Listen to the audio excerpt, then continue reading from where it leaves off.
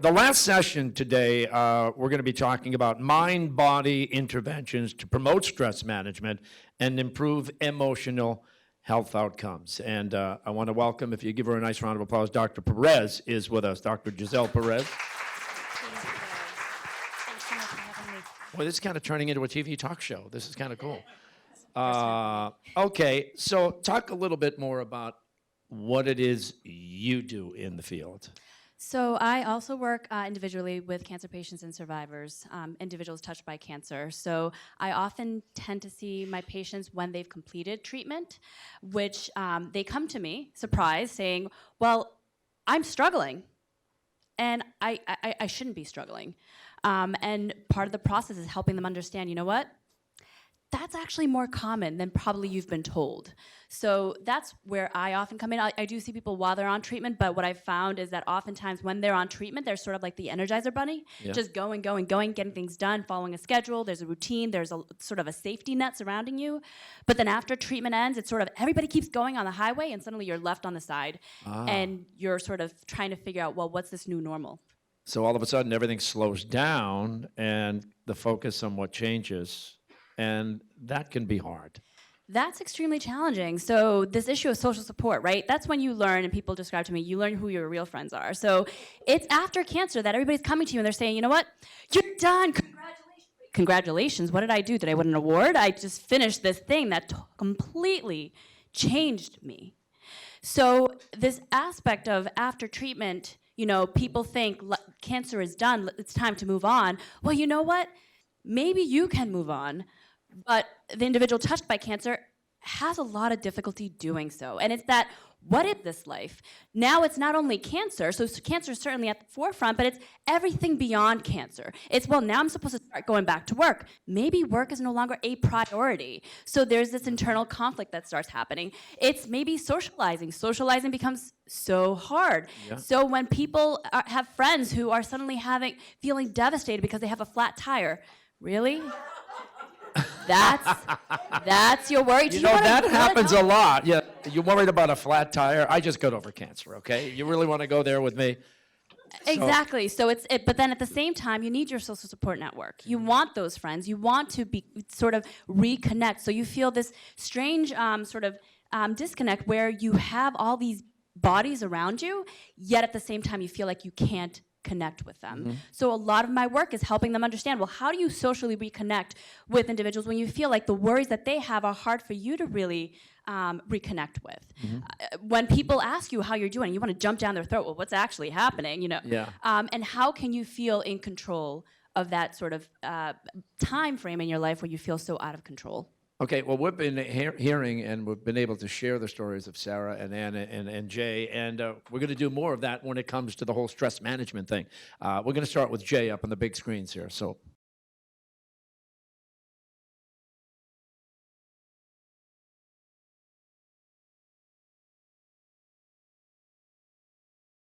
One was pretty much a bullseye target, and you just made rings. And at the center of the ring, you put people who you can count on, period. It was my wife. And then you went to another ring, things that I would like to do and get back in touch with. And the next ring or something else. And the outermost ring was people that perhaps don't need to be in your life. That's the most difficult one. Even though it's the furthest out, it's the hardest to deal with because there are many people who like to come see you when you're most sick, but they want to be the sick person instead of you. And so the discussion revolves around their needs, though they don't feel they're speaking that way. And you need to remove yourself from that and be with positive people. That's interesting because it's always been kind of a pet peeve of mine when, you know, like let's say you're sick, even if you just have the flu or something, and you say to one of your friends, oh, God, I just got over the flu, and right away say, oh, you think you had the flu. You got to hear about how sick I was, kind of a thing. And Jay mentioned the ring system. Gisele, is that a system that you use frequently? So I use a combination, so something similar. I haven't used that personally, but what it sounds like is really understanding what your social support network is and how do you communicate your needs to those who you want to sort of keep with you versus those who are maybe further away from you. And then something in addition to that I use is understanding what your priorities are. Because what we find with cancer is that as with any big life change, there is a change that happens with you. So there's a shift in terms of the things that matter versus don't matter. And like I said, when there's that shift that happens and you're not aware of it, then that's when you sort of have an internal struggle going on. But with that social support, which I believe this might be, so I personally don't use that one. It's understanding, you know, who are the people who are closest to you and what kinds of support can they offer you? Because support looks very different. There are people who can offer you that emotional support, the validation, the I just want to hear what you have to say. Then there's the people who can offer you informational support. The people you turn to, the experts who basically can, you know, if you want to find factual information, they can give it to you. However, if you go to someone who can only offer you informational support for validation, they're going to problem solve. And there's nothing more frustrating than having someone tell you how to do something that you already know. You just want to say, you know what, it feels really crappy today. So it's really understanding what is your social support network and who are the people who can fill that for me and how do I sort of keep that circle inward. And also this other aspect is being okay to be selfish so that those individuals who maybe are coming in and they're saying, well, you ever having a bad day? Do you want to know about mine? It's being able to say, you know what, it's okay for you to sort of shut that off. And you could do it in a way that's assertive, not aggressive, communicating your needs in a different way. And we also talk about perspective taking. When people often sort of turn on their own sympathy channel, like, oh, this is woe is me, it has really not much to do with you. What they're speaking to is their own internal struggles, their own perspectives. They're not able to see, maybe because they're sort of scared themselves, what it is that you're struggling with. So that sort of elicits a little bit more connection and empathy because it sort of allows you not to become as bothered by it. What's the Benson Henry program? So the Benson Henry Mind Body Institute offers a lot of, well, what they're trying to do is sort of integrate mind-body medicine into essentially Mass General. So they offer a bunch of resources with this mentality, such as Tai Chi, such as the Relaxation Response and Resiliency Program, yoga, etc. And it's basically trying to offer patients throughout the, beyond the cancer spectrum, so all patients, an opportunity to find ways to nurture the mind because of that connection between the mind and the body. Okay, we've got Sarah coming up here. Let's see what Sarah has to say here. You know, I slowly evolved and kind of transformed into this person who had, who started to believe in herself again, who had confidence and was willing to take some risk and make some changes in her life. And so for me, my cancer journey post-active treatment was actually life-changing in a good way. It helped me, it just made me stronger and gave me confidence to find more passion in what I think my life's purpose is. And through that process, I have decided that, you know, I want to advocate for myself and for others, and I'm still continuing to go through these various different therapies, but I'm slowly weaning off of them. But these therapies that I'm doing are so vitally important, and I do honestly believe that, you know, cancer is not a choice, and neither was the PTSD. And because of that understanding, I also recognize that cancer really isn't healed until we cure both the, isn't really cured until we heal both the mind and the body. Talk about that, healing the mind and body. How and what does it mean? It's sort of this issue when your body is ill, your mind is ill as well. You're connected. And there's a lot of, essentially the Benson Henry is based on this large body of research that suggests that the way you feel, your behaviors, your emotions, all of those things can have a profound impact on your body and vice versa. So you can't just consider one aspect of it because you have to also nurture the other side. So for instance, when you are going through cancer treatment or beyond, right, you have a worry. perhaps you have an upcoming scan. And I think you may have mentioned scan anxiety, for instance. What happens is those worries trigger the stress response, right? That stress response is the same response that comes, is basically happens when you're encountering something dangerous, like a bear. Lions and tigers are bears, so am I, right? So what happens is your body tries to protect you by shunting resources to the areas that you need and moving resources away from the areas that you don't need. So you don't need to digest food when you're fighting a bear, because that's counterproductive. So what happens is blood moves away from your digestive system. What does that feel like? Indigestion, okay? You feel your heart racing. So all of those things are going haywire when you have a thought, a worry, okay? Because your body basically is reacting as if there's true danger. So what mind-body strategies do is they sort of shut off that activation. It deactivates the stress response and sort of upregulates the rest and relaxed part of your nervous system. And that looks amazing. What that does is your heart rate slows down, right? You no longer feel indigestion. Your breathing slows down. This looks a lot like what you may see if you practice yoga, for instance, or if you do biking or walking. And the really cool thing, and I do want to say this other piece, because I feel like this part gives you a lot of perceived control. So how many of you have heard of chemo brain?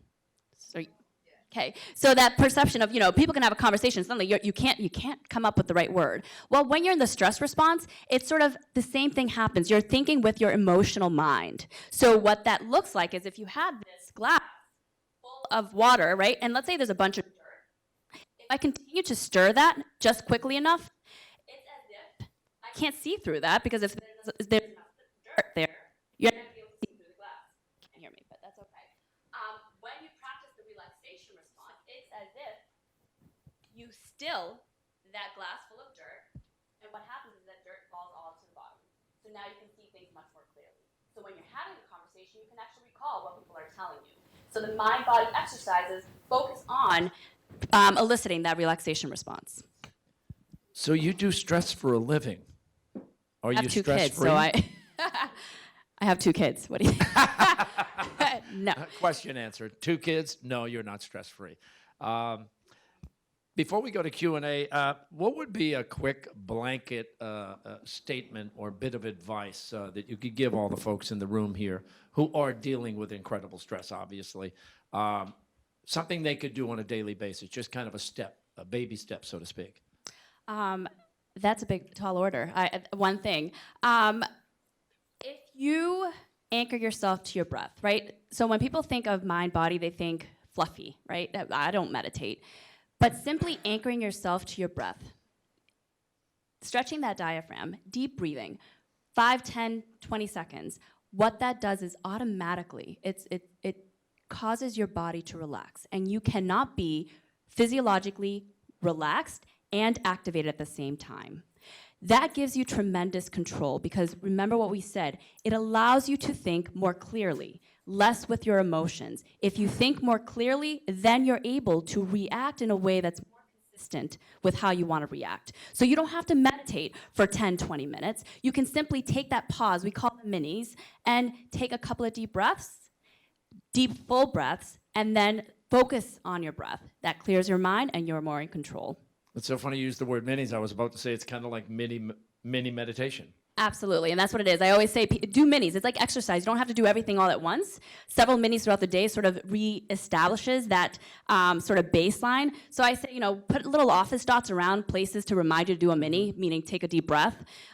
Buy them, put them on places that stress you out, your phone, your office door, your spouse's forehead, whatever it might be. But go ahead and just do what you need to do to remind yourself, take that breath, and that's actually more the most powerful thing. In my patients, they're incredulous. They're like, really, Gisele? Okay, well, sure, I'll try it. And then they come back like, ooh, that worked. See, so I the recommend question it. was a tall order, but it came out with a good I answer. hope that's okay. Yeah. Yeah, I think everybody learned from it. Okay, let's get some questions.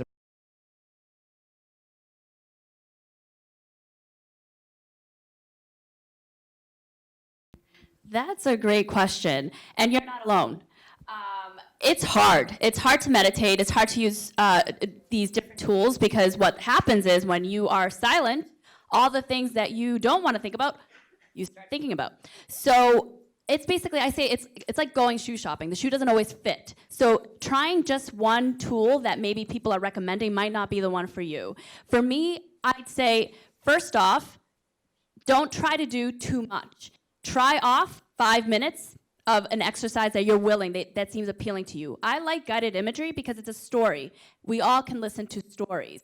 So it's easier for you to anchor your mind to a story as opposed to trying to anchor your mind to your breath, which is sometimes a bit harder to do. So try a guided imagery exercise that's 5 minutes. And then maybe if you don't like that, then you can try an autogenic training exercise. That's basically similar to a guided imagery, but what it's doing is it's having your mind go from body part to body part and envision that body part growing more warm. So it's essentially, it's good for individuals who have a lot of concerns about body betrayal, which is also very big in survivorship, where you feel like every aspect of your body, every time you have a symptom, you fear that something has happened or there's a recurrence, where things like autogenic training replaces that negative association that you have with something that's more positive, like the sensation of warmth. So always try something small if you've never done it before. Do something for a few minutes. That's why I say minis are your best friend, because you can do that for 20, 30 seconds. And then incorporate it into other aspects of your life, like mindfulness. I love eating ice cream, so I will mindfully eat ice cream.